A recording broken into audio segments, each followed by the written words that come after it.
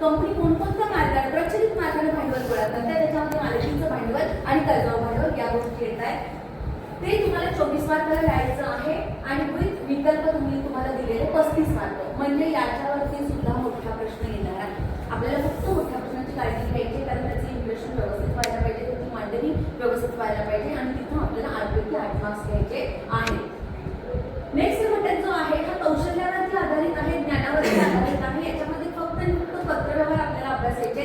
बँकेची पत्रव्यवहार, संचालकांची पत्रव्यवहार, व्यवस्थापकांची पत्रव्यवहार आपण इयत्ता 11वी मध्ये अभ्यासलेले. इथं आपल्याला कंपनीतल्या घटकांची पत्रव्यवहार करायचा आहे. जे मालक आहेत जे धनको आहे, सभासदांची पत्रव्यवहार, चिटणीस जे काही करणार आहे ते, कर्जधारकांची पत्रव्यवहार आणि ठेवीधारकांची पत्रव्यवहार. आता इथे ठेवीधारकांची पाहिजे, ठेवीदारांची पण चालू शकतो, पण धारक हा शब्द पर्टिक्युलर तिथं व्यवस्थित आहे.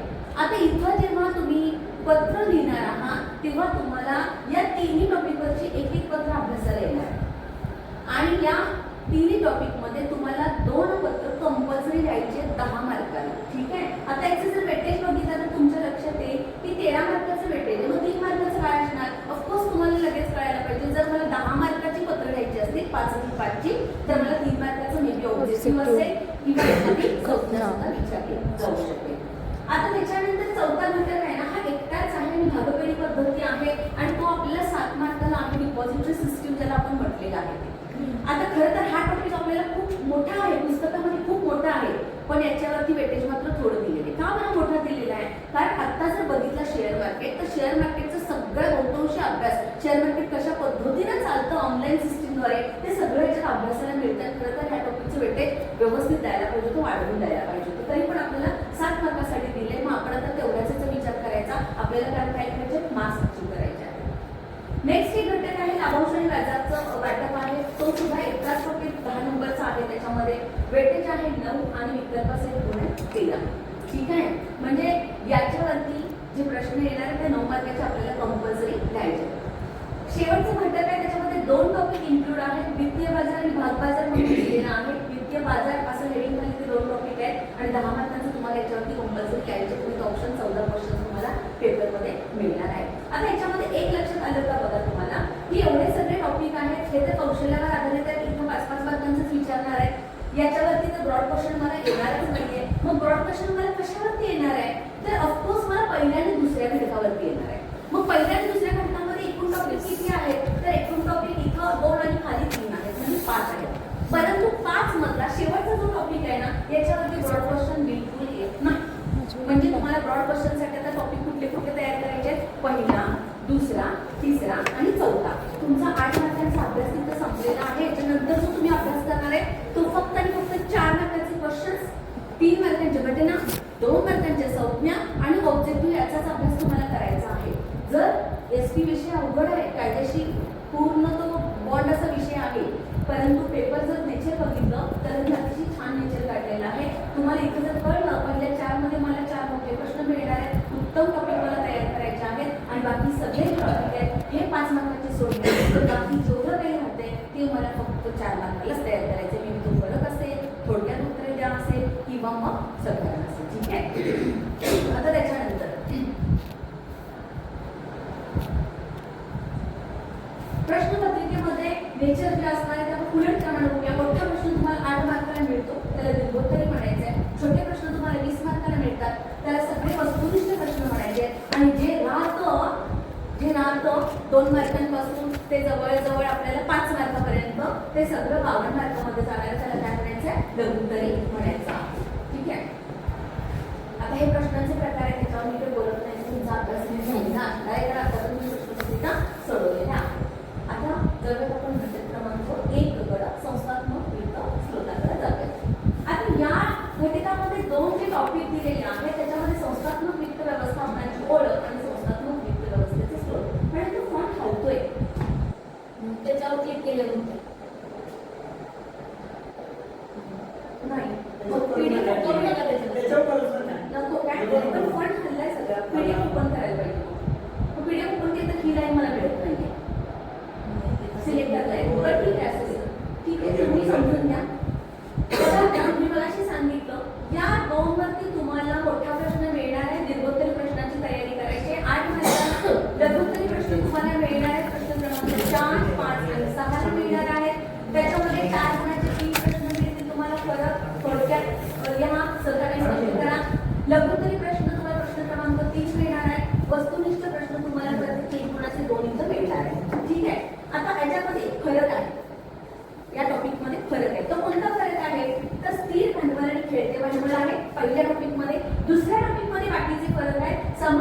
भाग, अग्रहक्क भाग, मालकीचे भांडवल आणि कर्जाऊ भांडवल भाग आणि कर्जरोखे. तर हे फरक तुमचे परफेक्ट तयार पाहिजेतच आणि ते सोपे आहे. जेव्हा तुम्ही मोठा क्वेश्चन करणार आहात तेव्हा हे फरक आरामात होऊन जातात. आता याच्यामध्ये टॉपिक नंबर 2 मध्ये एडीआर आणि जीडीआरचा अभ्यास करायचा तुम्हाला. अमेरिकन डिपॉझिटरी रिसिप्ट आणि ग्लोबल डिपॉझिटरी रिसिप्ट. आता अमेरिकन डिपॉझिटरी रिसिप्ट जी आहे ना ती फक्त आणि फक्त तुम्ही ऑब्जेक्टिव्ह साठी अभ्यासायची. अमेरिकन डिपॉझिटरी रिसिप्ट कुठे चालते तर अमेरिकेत चालते. कुठल्या चलनात चालते तर डॉलर चलनात चालते. तुमचा अभ्यास संपला एडीआरचा. आता तुम्हाला अभ्यास नंतर कशाचा करायचा आहे जीडीआरचा करायचा. बघा आता याला अमेरिकन ठेव पावती असं म्हणतात आणि याला जागतिक ठेव पावती म्हणतात आणि याच्यातच ठेव एक टॉपिक लपलेला आहे 5 नंबरचा. बघा लक्षात आलं का. आता ठेव टॉपिक जो आहे तो आणि या ठेव पावती याच्यामध्ये कन्फ्युजन होते तुमचं. पेपर्स बघितलेत मी. तर ठेव जो आहे ठेव स्वीकारणे हा जो आहे ना हा कर्जाऊ प्रकार कर्जाऊ भांडवलाचा आणि ही ठेव पावती आहे ना हे समहक्क भाग भांडवल आपण बाहेरच्या देशाकडून आपल्या कंपन्या ज्या आहेत ती गुंतवणूकदार मिळवतात. डायरेक्ट आपण त्या भागबाजारामध्ये अप्रोच होऊ शकत नाही. त्या भागबाजाराचे विदेशातले नियम वेगवेगळे असतात, धोरणं वेगवेगळी असतात आणि म्हणून ही आपल्याला सोय करून दिलेली आहे एडीआर आणि जीडीआरची. तर एडीआर आणि जीडीआर हे मालकीचं भांडवल मिळवण्याचा स्रोत आहे. लक्षात ठेवायचं. ठेवीशी त्याचा काही संबंध नाही. इथं कन्फ्युज होत आणि मार्क घालवत आहे त्याच्यावरती आपण आणखी नंतर बघायचं आहे. ठीक आहे. आता प्रकार नंबर 1 मध्ये काही कन्सेप्ट आहेत बघा. तर त्याच्यामध्ये तुम्ही कन्फ्युज होताय. फॉर एक्झाम्पल फिर इन द ब्लँक्स आला उत्पादन चक्र म्हणजे काय, व्यवसाय चक्र म्हणजे काय. तुम्ही व्यवसाय चक्र आणि उत्पादन चक्राची व्याख्या एकच करताय. उत्पादन चक्र वस्तूशी रिलेटेड आहे, कच्च्या मालाचं रूपांतर पक्क्या मालात आणि व्यवसाय चक्र हे तेजी मंदीशी रिलेटेड आहे, मागणी पुरवठ्यावर डिपेंड असलेले चक्र आहे. तर हे तुम्हाला परफेक्ट आलं पाहिजे. आता याच्यामध्ये वित्त नियोजन, वित्तीय निश्चितीचा निर्णय आणि वित्त गुंतवणुकीचा निर्णय ह्या 3 कन्सेप्ट एकत्र आहेत. ह्या 3 कन्सेप्ट मध्ये तुम्ही कन्फ्युज होऊ शकताय. आता याच्यामध्ये वित्त नियोजन म्हणजे काय तर डिझाईन करायचंय. भांडवलाचं फॉर्मॅट कोण करणार आहे, वित्त व्यवस्थापक करणार आहे, निश्चित करणार आहे आणि त्याच्यानंतर तो निर्णय घेणार आहे. काय करायचंय बाबा, कशा पद्धतीने करायचंय, मी कुठले समहक्क भाग विकायचे का, अग्रहक्क भाग विकायचे का, कर्जरोखे विकायचे, बंधपत्र विकायची, कोणत्या रेशोमध्ये विकायची, हे सगळं तो तिथं करणार आहे. आणि नंतर तो जो निधी वापरणार आहे व्यवसायामध्ये त्याचा निर्णय देणार आहे, त्याला वित्त गुंतवणुकीचा निर्णय देणार आहे. हे तिन्ही ज्या गोष्टी आहेत ना ह्या सगळ्याच्या सगळ्या वित्त व्यवस्थापकाशी रिलेटेड कॉन्सेप्ट्स आहेत आणि इथं तुमचे एक मार्क जाऊ शकतात. ते तुम्ही घालवायचे नाही. बघा मी काय काय सांगितलं. वित्त नियोजन म्हणजे काय तर भांडवल स्रोतांची क्रमवारी ठरवायची आहे, फक्त मार्ग निश्चित करायचा आहे. त्याच्यानंतर भांडवल पुरेसा आमच्याकडे गोळा झालेला आहे, तो निश्चित असा निर्णय द्यायचा आहे, त्याला वित्त निश्चितीचा निर्णय म्हणायचा आहे. आता हे भांडवल मी गुंतवलेलं आहे स्थिर मध्ये किंवा फ्लक्च्युएट कॅपिटल खेळत्या भांडवलामध्ये, हे सगळं तिथं सांगायचं आहे. आता भांडवल संरचना म्हणून एक तुम्हाला कन्सेप्ट आहे त्याच्यामध्ये. तर भांडवल संरचनेवरती सुद्धा चुकून एखाद्या वेळेस मोठा प्रश्न येऊ शकतो. भांडवल संरचना स्पष्ट करा. तर तुम्हाला माहिती पाहिजे. माझ्या मुलीने मी ती रेल्वेच्या फॉर्मॅटमध्ये शिकवलेली आहे. तुम्हाला सुद्धा माहिती पाहिजे बरं ना. समहक्क भाग हे मालकीचं भांडवल असतं, ते महत्वाचं इंजिन असतं. किंवा जेव्हा कंपनी नवीन व्यवसाय सुरू करतात तेव्हा पहिलं समहक्क भागाची विक्री करतात, IPO लावून करतात, इनिशियल पब्लिक ऑफर, बरोबर की. आणि जेव्हा कंपन्या विस्तार करतात किंवा त्या जुन्या होतात तेव्हा फर्दर मग FPO त्या लावतात आणि करतात. मग वित्त भांडवल संरचना म्हणजे काय तर कर्जाऊ भांडवल किती हवं आहे, मालकीचं भांडवल किती हवं आहे याचा एक रेशो डिझाईन करायचा, त्याचं गुणोत्तर डिझाईन करायचं, त्याला काय म्हणायचं भांडवल संरचना म्हणायचं आहे. आणि म्हणून तिथं म्हटलंय एकूण भांडवलातील विविध प्रतिभूतींचे गुणोत्तर होईल. मग आता समजा एखादी नवीन कंपनी आहे आणि तिने 2:1 रेशो ठेवला. 2:1 रेशो म्हणजे काय, पहिला कर्जाऊ भांडवल करतात आणि नंतर मालकीचं भांडवल करतात. तर 2 म्हणजे तुमचं कर्जाऊ भांडवल झालं आणि 1 म्हणजे तुमचं मालकीचं भांडवल झालं. आता 2:1 याचा अर्थ काय झाला आहे, दुप्पट कर्ज आहे, कर्ज दुप्पट आहे कंपनीला. मग ती कंपनी कशी पाहिजे, स्थिर पाहिजे, मोठ्या प्रमाणात व्यवसाय करणारी पाहिजे. कर्जाऊ भांडवल मोठ्या कंपन्या, व्यवसाय करणाऱ्या कंपन्या आरामात घेऊ शकतात आणि ते फेडू सुद्धा शकतात. आणि म्हणून तिथं सांगितलंय 2:1 रेशो असेल तर तो स्टँडर्ड रेशो मानला जातो. इव्हन समहक्क भागधारक आहे त्यांना अवशेष भागाचे भागधारक असं म्हटलंय की अवशेष भागाचे मालक असं म्हटलंय. आता अवशेष म्हणजे काय रे, तर अवशेष म्हणजे जो कंपनीनं नफा मिळवलेला आहे तो वाटून झालेला आहे, त्याच्यानंतर जो शिल्लक राहिलेला आहे त्याच्यावरती दावा हे दाखल करतात की तो आम्हाला द्या. त्याला म्हणायचं अवशेष भागाचे दावेदार किंवा उर्वरित भागाचे दावेदार, समहक्क भागधारक. बोनस भाग, अधिलाभांश भाग आणखी पुढे आपल्याला येणार आहे. तेव्हा कंपनी मोठ्या प्रमाणावर नफा अर्जित करते, तेव्हा कंपनी तो नफा भागधारकांच्या मध्ये, समहक्क भागधारकांच्या मध्ये न वाटता त्यांना पुन्हा भागच देते. इकडे कंपनीचं भांडवल पण वाढतं, इकडे भागधारकांचे पण भाग वाढतात, त्यांचा परतावा वाढतो, दोघांनाही फायदा आहे. मोठ्या कंपन्या फक्त बोनस भाग देऊ शकतात, नफ्यात चाललेल्या कंपन्या फक्त बोनस भाग देऊ शकतात. हक्क भाग ही कन्सेप्ट, याच्यामध्ये पण कन्फ्युज व्हायचं नाहीये. जेव्हा एखादी जुनी कंपनी अजून विस्तार करणार आहे तेव्हा तिला आणखीन भांडवलाची गरज पडते, जे तिनं मेमोरँडम ऑफ असोसिएशन मध्ये रजिस्टर्ड कॅपिटल म्हणून नोंदवलेलं आहे, अधिकृत भांडवल म्हणून नोंदवलेलं आहे. सगळंच भांडवल कंपनी एकदम विक्रीला काढत नाही, भाग विक्रीला काढत नाहीये. तर इथं हक्क भाग म्हणजे त्याच काही भाग जे राहिलेले आहेत ते आणखीन कंपनी विक्रीला काढून भांडवल गोळा करणार आहे.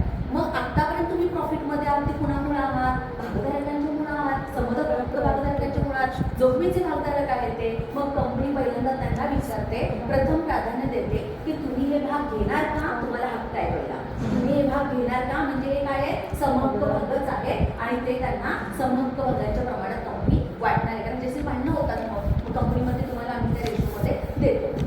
त्याच्यानंतर आता इथे ठेव म्हणून आलेले आहे बघा, मग अशी मी सांगितलेलं आहे. ठेव काय आहे, तर पहिली गोष्ट लक्षात ठेवायचं, कमीत कमी 1 वर्षापेक्षा जास्त, कमीत कमी 1 वर्ष आणि किंवा त्याच्यापेक्षा जास्त जर भांडवल उभं करायचं असेल तर त्याला दीर्घ स्वरूपाचं भांडवल असं म्हणतात, दीर्घ मुदतीचं भांडवल म्हणतात. परंतु ठेव हे अल्प मुदतीचं भांडवल आहे, कारण याचं लिमिटेशन कमीत कमी किती आहे, 6. कळलं का? ठेव हे अल्प मुदतीचं भांडवल का आहे, कारण खेळतं भांडवल उभा करण्यासाठी कंपनी हा प्रकार वापरते आणि याचा कालावधी दिलेला आहे कमीत कमी 6 महिने, जास्तीत जास्त 36 महिने. हे तुम्हाला लक्षात ठेवलं पाहिजे. पोच पावती जी आहे ती कंपनीने ठेवीदारांना ठेवीची रक्कम घेतल्यापासून 21 दिवसांच्या आत दिली द्यायची आहे. मग अशी मी याच्याबद्दल बोलली, एडीआर आणि जीआर ह्या कन्सेप्ट आहेत. व्यावसायिक बँका कर्ज पुरवठा करतात, त्या बँक बाजूनी कशा सवलत तुम्हाला माहिती आहे. व्यावसायिकाचं बँकेमध्ये खातं असतं, त्याला आपण चालू खातं असं म्हणतो, करंट अकाउंट असं म्हणतो. त्या करंट अकाउंटवर जेवढी रक्कम असेल त्याच्यापेक्षा जास्त, परंतु एक विशिष्ट मर्यादा ठेवली जाते आणि तेवढी रक्कम काढायला त्याला मुभा दिली जाते. त्याच्यासाठी त्याला पुन्हा कर्जासाठी हिंडावं लागत नाही, फिरावं लागत नाही आणि जेवढी रक्कम तो उचलणार आहे तेवढ्यावरतीच त्याला व्याज देणार. ही देखील मला त्याच्यानंतर रोख कर.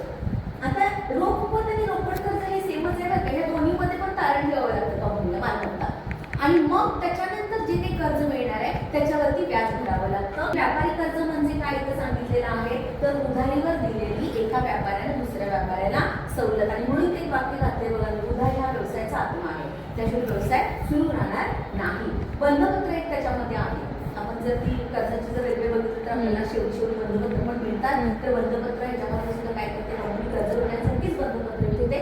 बंध असा शब्द आहे ना, बंध नाही येतो, तर त्याच्यामध्ये लिमिट असतं. 5 वर्ष लॉक केलं जातं, 5 वर्ष, 10 वर्ष, 25 वर्ष आणि मुदत संपल्यानंतर मुदतीसह ते व्याज दिलं जातं. धनको असतो बंधपत्र धारक हा. त्याच्यानंतर ही बघायची कन्सेप्ट मी नंतर सांगितली. कंपनीकडे एक महत्वाचा मार्ग आहे भांडवल गोळा करण्याचा, मालकीचं, आणि ते म्हणजे प्लॉविंग बॅक ऑफ प्रॉफिट. त्याला रिइन्व्हेस्टमेंट ऑफ प्रॉफिट असं सुद्धा म्हटलेलं आहे बघा. संचयी मिळकत किती शब्द आहेत बघा, तुम्हाला किती तर लाईन्स त्याच्यात कुठलाही एक करू शकतो.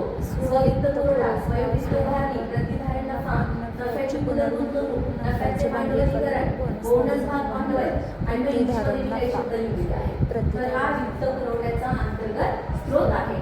कायमस्वरूपी भागभांडवल कंपनीला मिळणार आहे.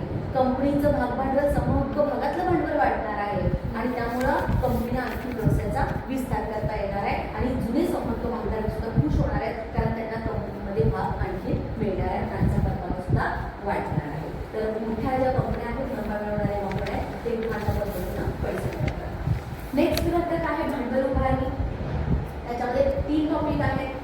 भाग विक्री करून भांडवल उभा करायचे, कर्जरोख्यांची विक्री करून कर्जाऊ कॅपिटल उभा करायचे, ठेवीची विक्री करून कर्जाऊ कॅपिटल उभा करायचे. तर आता याच्यामध्ये काय काय येतं बघा, काही प्रश्न येणार आहे, त्याच्या वेगवेगळं तुम्हाला कळायला म्हणजे 24 आहे, 35 आहे, विकल्पासाठी मंडळात तुम्हाला एक मोठा प्रश्न मिळणार आहे. मग मी तुम्हाला एक आयडिया दिली की ठेवीवरती मोठा प्रश्न विचारणार नाही, त्यामुळे तुमच्या आता एकदम सोपं झालं. फक्त पहिला, दुसरा, तिसरा, चौथा टॉपिकच तुम्ही काय करायचंय, मोठ्या प्रश्नासाठी करायचं आहे. तर दुसरे प्रश्न मिळणार, संज्ञा मिळणार, त्याच्यानंतर घटना परिस्थिती मिळणार आहे, वस्तुनिष्ठ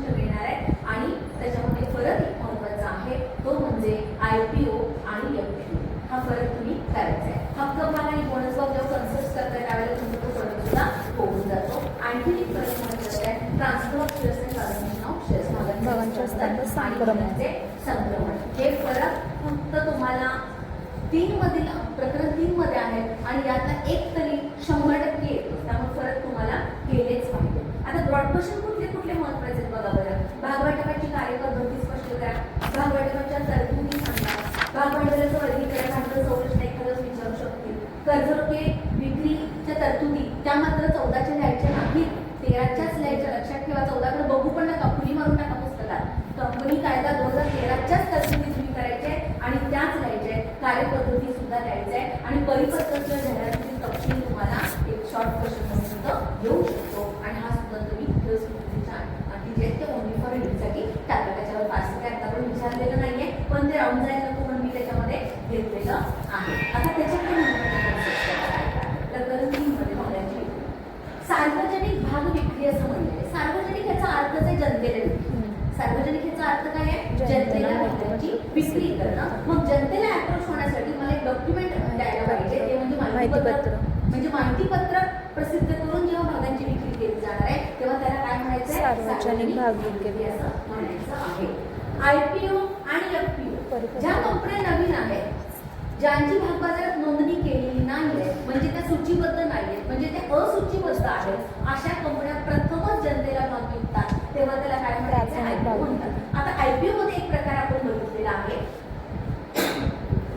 बुक बिल्डिंग. आठवतंय का? आठवतंय बुक बिल्डिंग सगळ्यांना? बुक बिल्डिंग मध्ये काय असतं? श्रेणी, किंमत पट्टा दिलेला असतो.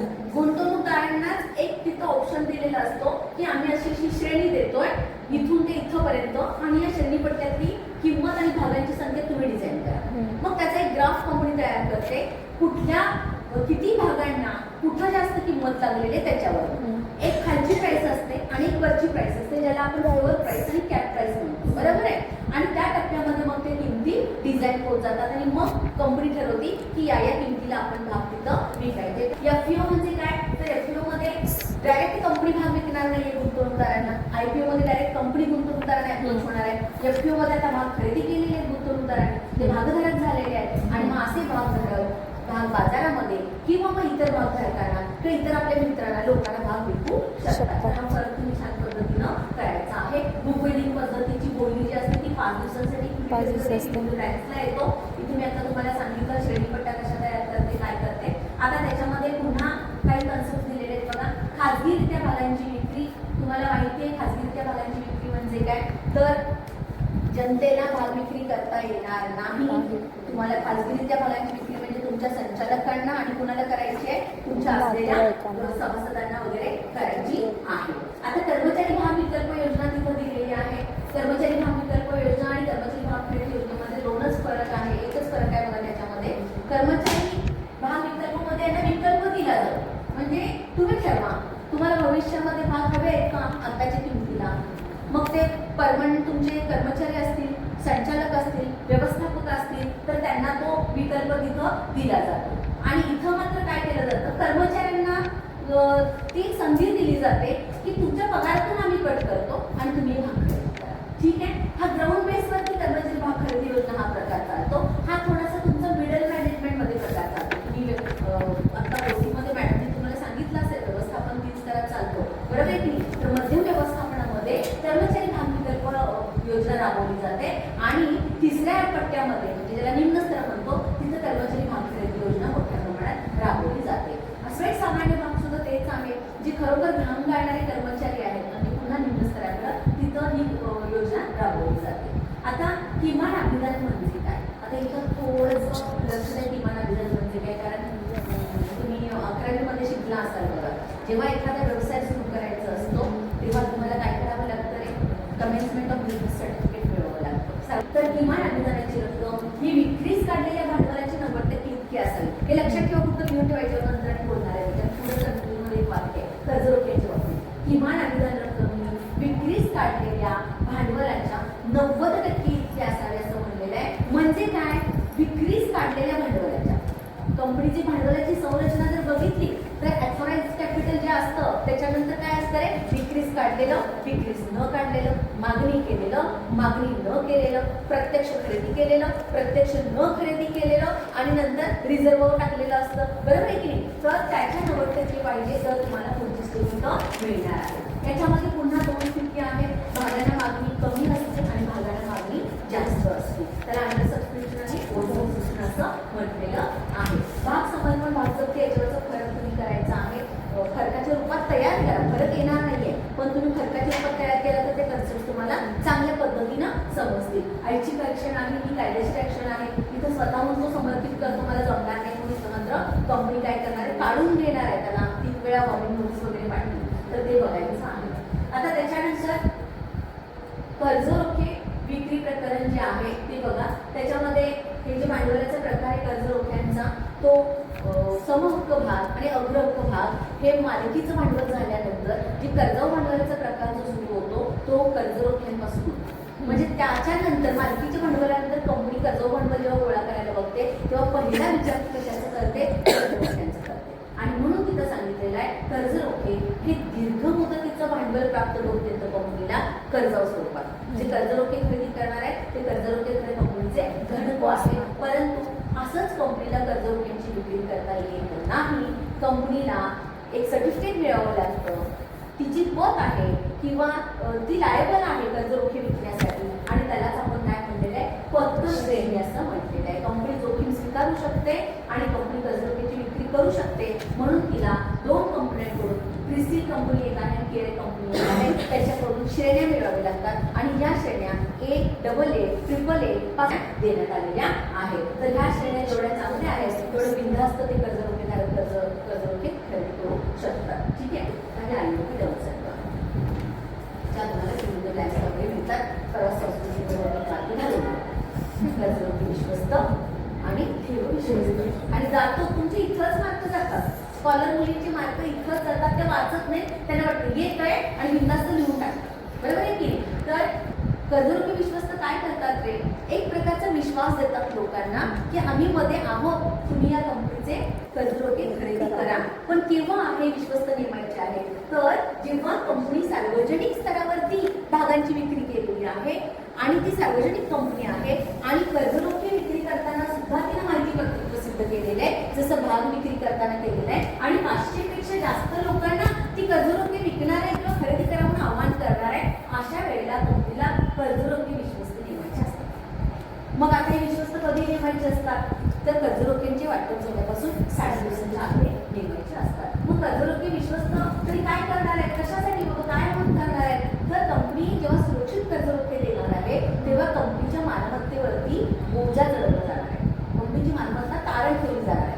तर त्या कंपनीची मालमत्ता जी आहे ती कंपनीनं दुसऱ्या कुठल्या तरी कामासाठी वापरू नये. तारण असलेली मालमत्ता वापरता येणार नाही ना, तर त्याचं रक्षण करण्यासाठी त्याचे परिरक्षक म्हणून कोण असणार आहे, कर्जरोखे विश्वस्त असणार आहे.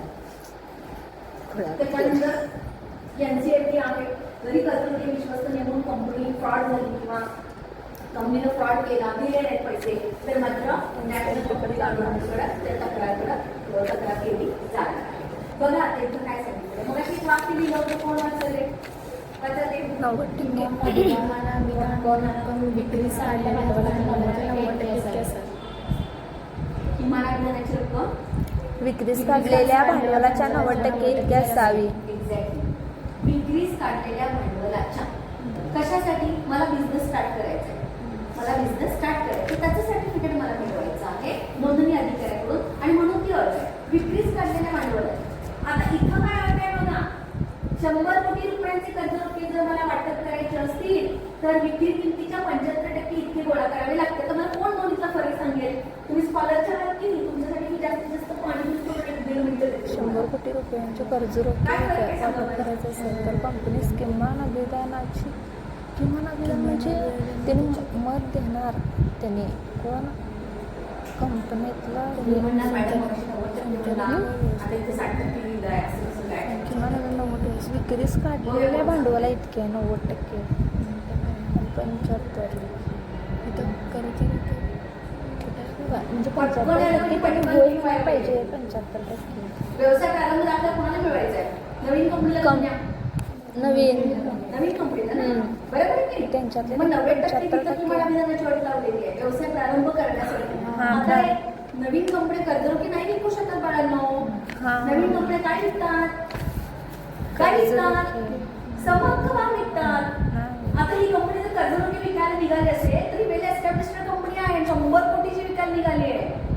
तिचा बिझनेस फार मोठा आहे आणि म्हणून इथं अट काय घातलेली आहे की कर्जरोखे विक्री तुम्ही जर करणार असाल तर तुम्हाला किमान अनुदान हे तुम्ही विक्री किमतीच्या 75% इतकं गोळा करायचं. वेल एस्टॅब्लिश्ड आहे. तुम्हाला आता काही 90%च्या अटची काही गरज नाहीये. ते तुम्हाला कमेन्समेंट सर्टिफिकेट मिळवायसाठीची अट आहे. इथं जी अट आहे ती आता तुम्हाला कशाची आहे कर्जरोखे वाटपासाठीची अट घातलेली आहे. लक्षात आलं समजून? कर्जरोखे वाटपासाठी आता tax बघा. हे टॉपिक खूप महत्त्वाचं आहे. त्याच्यानंतर मी डायरेक्ट खाली जाऊन कर्जवर येणार आहे. बघा आता याच्यामध्ये काही टर्म्स आहेत. ह्या ठेवीची टर्म्स तुम्हाला सगळ्यांना माहिती आहे. पेजवर तर वेळ नाही घालवत आहे. परिपत्र जाहिरातीची नोंदणी तुम्हाला रजिस्टर ऑफ कंपनीजकडे करायची आहे. 30 दिवसाच्या आत ते परिपत्र प्रसिद्ध करायचं आहे. ठेव पावती पण तुम्हाला 21 दिवसाची तिथं माहिती झाली आहे. मालमत्तेचा बोजा सुद्धा तुम्हाला माहिती झाला आहे. आता इथे एक अट आहे, ठेव स्वीकारणार आहे जनतेकडून तेव्हा ज्या मालमत्तेवर बोजा ती चढवणार आहे ती स्थिर मालमत्ता पाहिजे बरं का. जमीन किंवा इमारत अशी स्थिर प्रकारची मालमत्ता पाहिजे तर स्थिर ठेवीचं वाटप करता येणार आहे. आता हे जे आहे ठेव विवरणपत्र हे लक्षात ठेवा. ठेवीदारांना जर मुदतीपूर्वीच ठेवीचे पैसे घ्यायचे असतील तर दंड म्हणून तिथं कंपनी 1% कमी देणार आहे. आता ठेव विवरणपत्र जे आहे ना ती ही तारीख लक्षात ठेवा. पण तिथं तुम्ही लिहिताय काय माहिती की तिथं दिलेलं असतं 31 मार्च चला लिहिलं, 1 एप्रिल चला लिहिलं. तुम्हाला वाटतं इयर एंड आहे फायनान्शियल आणि 31 मार्च लिहून टाकूया, पण नाही. इथं तारीख काय आहे 30 जून पूर्वी सांगितलेलं आहे. ठेवीचं जे विवरणपत्र आहे ते 30 जून पूर्वी लक्षात ठेवायचं आहे आणि तिथं चूक करायची नाही. आता खाजगी कंपनी किती ठेव गोळा करणार आहे?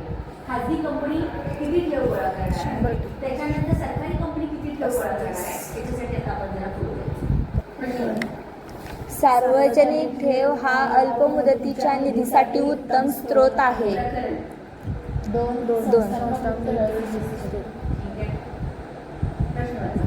सर्व कंपन्या आम जनतेकडून ठेवी स्वीकारू शकत नाहीत. पाचवं प्रकरण 2 जे आहे तिथं आपण कुठेतरी स्त्रोताकडे होतो. वित्त मिळवण्याचे स्त्रोत आपण शोधतो बरोबर, वित्त व्यवस्थापक. आणि हे जे आहे ना इथं ठेवीवरती आपल्याला इतकून अभ्यास दिलेला आहे. आता हे उत्तर लिहायचं असेल आणि ते उत्तर लिहायचं असेल आणि स्कॉलरशिपच्या मुलांना लिहायचं असेल तर काय फरक केला पाहिजे? खाली नाही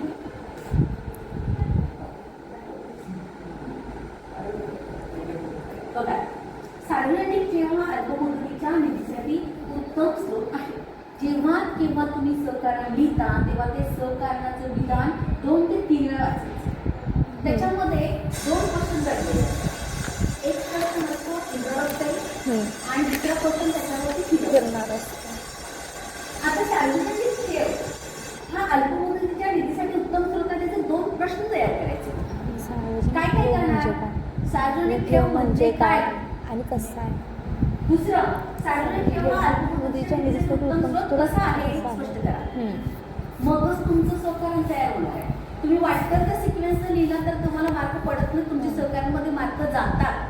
क्वेश्चन नीट वाचायचा, त्याच्यातले 2 क्वेश्चन तयार करायचे आणि मग त्याच्यावरून उत्तर फिरवायचं. आता मी उत्तर केलं. आम जनतेकडून कंपनीने स्वीकारलेल्या ठेवींना सार्वजनिक मला माहिती आहे. दुसरं इंट्रोडक्टरी लाईन टाकली मी, बाबा हे काय आहे, माझा आता क्वेश्चन इथे फिरणार आहे, हे अल्पमुदतीसाठी कसं ते उत्तम आहे त्याचं उत्तर तर मी खाली टाकणार आहे. मग मी टाकलं बाबा तर अल्पमुदतीचे कर्जाऊ भांडवल उभं करण्याचा सगळ्यात स्वस्त मार्ग आहे, प्रचलित मार्ग आहे. याच्यामध्ये जनतेकडून रक्कम घेतली जाते, त्यांच्या बचत ज्या आहेत त्या ठेवी म्हणून स्वीकारल्या जातात. आता इथे हे जे दिलेलं आहे फेंट आहे ना ह्या स्पर्धाचं नाही दिलं तरी चालेल. तुम्हाला इथं मार्क पडणार आहे आणि लिहिलं तर तुमचं इम्प्रेशन क्रिएट होणार. बघा मी काय सांगते कारण का ह्या ज्या गोष्टी आहेत ना त्या प्रकरण 5 मध्ये मिळतात. क्वेश्चन कशातला आहे? प्रकरण 2. पण ही उत्तर मला कुठे मिळाले फ्रेंड? ती उत्तर कुठे मिळाले? प्रकरण 5 मध्ये मी ठेवीचा अभ्यास केलाय. मग समजा एखाद्या मुलीने लिहिलं की पात्र सार्वजनिक कंपनी जी आहे ती मात्र सभासदांकडून आणि भागधारकांच्याकडून जनतेकडून बाबा ठेवी करू शकते. बरोबर. आता मग स्कॉलरशिपच्या मुलीला माहिती पाहिजे की पात्र सार्वजनिक कंपनी म्हणजे काय. लिहायचं नाही इथं, पण तिच्या डोक्यात पाहिजे पात्र कशाला म्हणायचं. काय पात्र कशाला म्हणायचंय? जिची निव्वळ मालमत्ता 100 कोटी आणि उलाढाल 500 कोटीपेक्षा त्याला काय जास्त म्हणणार आहे आपण? पात्र सार्वजनिक कंपनी. त्या कंपनीला मात्र काय करता येणार आहे? आम जनतेकडून ठेवी स्वीकारता येणार आहे. आणि त्याची कंडिशन दिलेली आहे, वसूल भाग भांडवल आणि मुक्त राखीव निधी यांच्या 25% बघा लक्षात आलं का? हम्म. दुसरी अशी कुठली कंपनी आहे? तर सरकारी कंपनी आहे. तर सरकारी कंपनीला पण त्यांनी तिथं दिलेलं आहे 35% पर्यंत. स्कॉलरची मुलगी लिहिणार इथं ह्या टॉपिकच्या क्वेश्चन मध्ये हे लिहावं असं बिलकुल अपेक्षित नाहीये वडिलांना.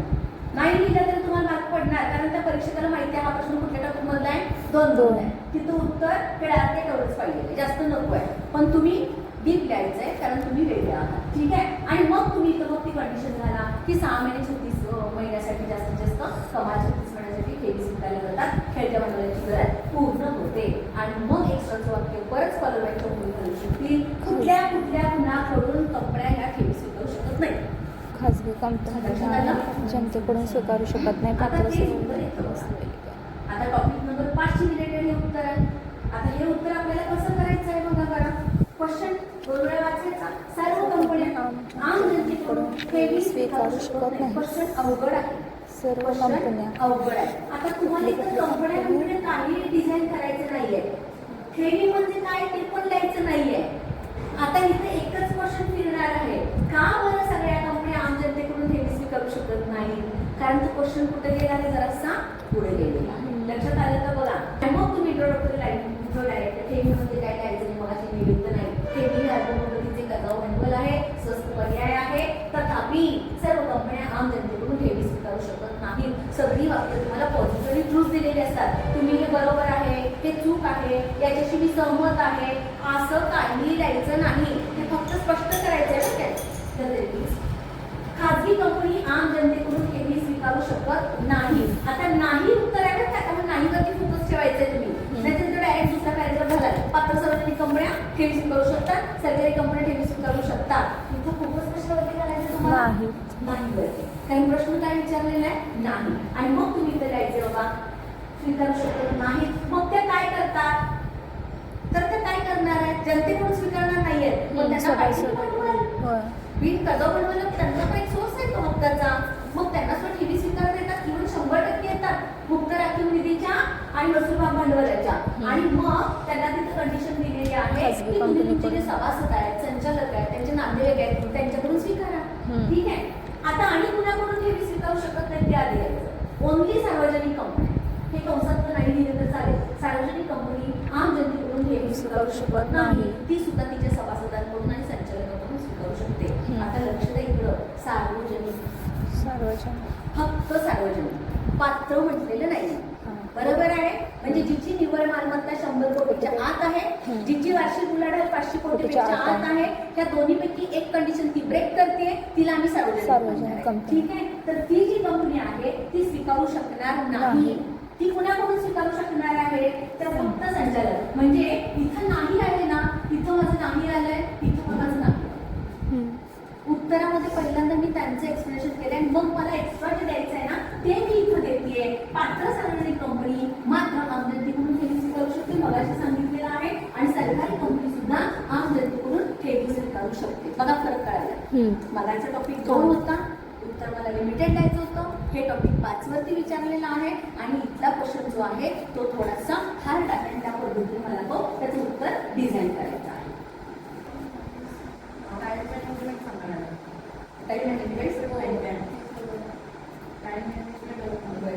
पत्र लिहिताना व्यवस्था द्यायचे, तारीख लिहायचे, सिम नंबर द्यायचा, सिम नंबर परफेक्ट घ्या. सिम नंबरमध्ये चुकू नका. सिम नंबर चुकला तर एक मात्र तुमचा फॅक्टन जातो. तर सिम नंबर डिझाईन करायला मी शिकवते, माझ्या मुलींना माहिती आहे. आपली कंपनी लिस्टेडच घ्यायची.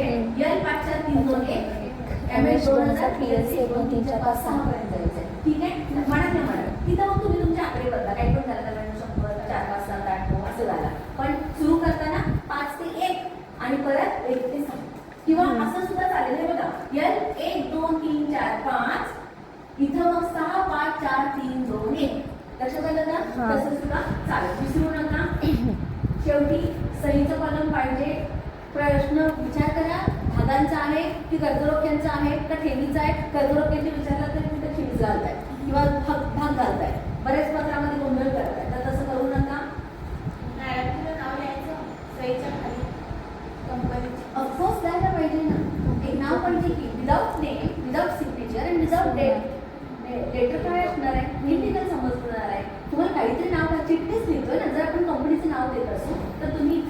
सगळं करणार आहे.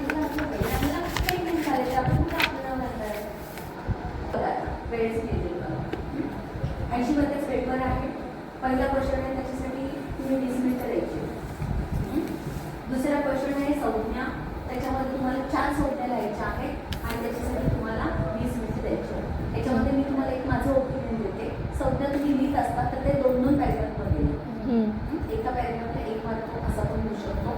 दीड झाला तर त्याचे राऊंड 2 होतात.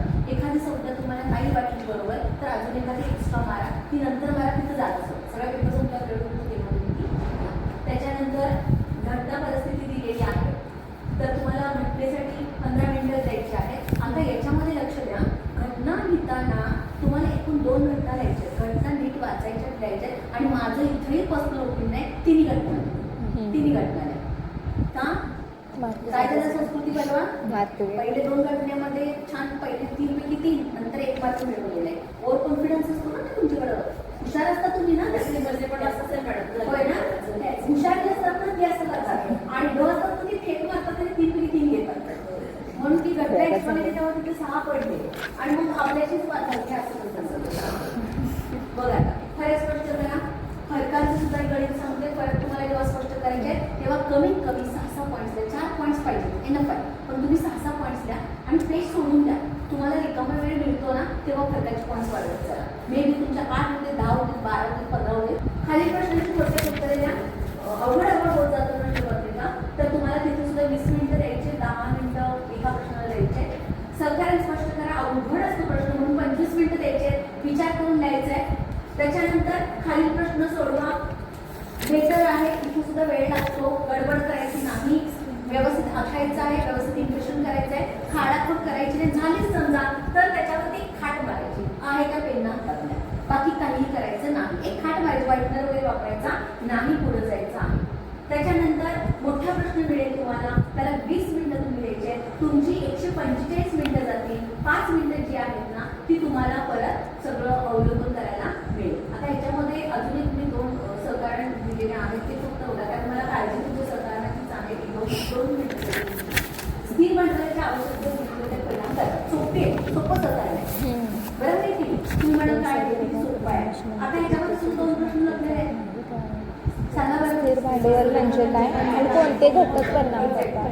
पहिल्यांदा तुम्ही क्लिअर केलं आणि मग त्याची कारणं मांडली की कोणते कोणते घटक तर खूप आहेत. मी थोडेसे तिथं मोठा व्यवसाय, लहान व्यवसाय, भाडे तत्वावर मशिनरी घेतली असेल, यंत्रसामुग्री सोयीनुसार घेतली असेल, हप्त्यावर घेतली असेल, भाडेपट्टीच्या तत्वावर घेतली असेल, उत्पादनाची काही प्रक्रिया आउटसोर्सिंग करून घेत असतील, सुट्टे पार्ट्स वगैरे बाहेर बनवायला देत असतील तर. त्याच्यानंतर ग्राहकांचा फेस टू फेस व्यवसाय असेल, जसं की मोबाईल असेल. त्याच्यानंतर युद्धकालीन परिस्थितीचं निर्माण भविष्यात होणार असेल तर, किंवा तेजी एकदम येणार असेल तर, मंदी एकदम येणार असेल, अडाके असतात ना तर त्याचे सगळे पॉईंट्स याच्यामध्ये येतात. तसंच हा एक क्वेश्चन आहे बघा, भांडवल संरचना ही मालकीचा निर्णय मिश्रणाने बनलेली असते. आता याच्यामध्ये उत्तर लिहिताना तुम्हाला कळायला पाहिजे की भांडवल संरचना म्हणजे काय आणि ती अशी कशी बनलेली असते त्याचं उत्तर तुम्हाला द्यायचं आहे, बरोबर आहे.